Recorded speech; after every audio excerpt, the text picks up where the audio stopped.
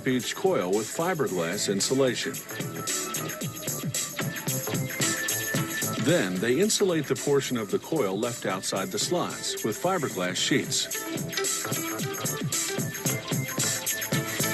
Fiberglass wedges are inserted, locking the coils inside the slots.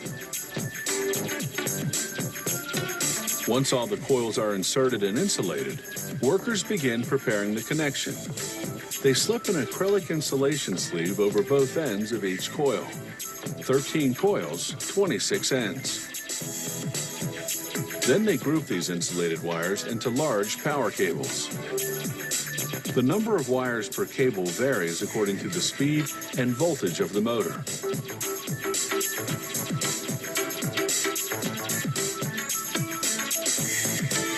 They solder the grouped wires together, then insulate the cables. They tuck some inside the stator and leave others accessible to be attached to a power source when the motor's installed. Now, using a cord made of heat and chemical-resistant polyester, they bind the coils tightly to ensure they won't move when the motor spins. This unit of bound coils is known as the stator coil. They now submerge the stator in a polyester-based varnish and vacuum it right through. This thorough penetration makes the stator coil moisture-resistant.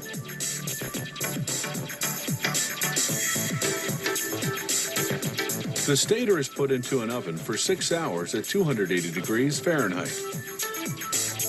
The varnish hardens, making the stator coil rigid. Now they have to balance the rotor. If it's off-kilter, the motor will vibrate, hampering performance. They balance it the same way a mechanic balances car tires, only with 100 times greater precision. Now they slowly slide the rotor into the stator.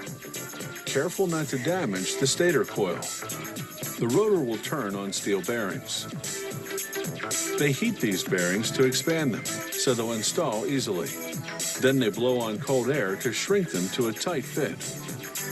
It's the same process with the motor's back cover.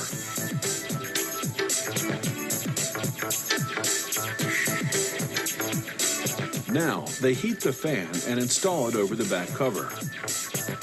The fan's job is to cool the running motor so that it doesn't overheat and break down. They cover the fan with a safety guard. Then install a cover on the front of the motor as well. They run the finished motor through various tests to assess, among other things, insulation strength and performance. These industrial motors...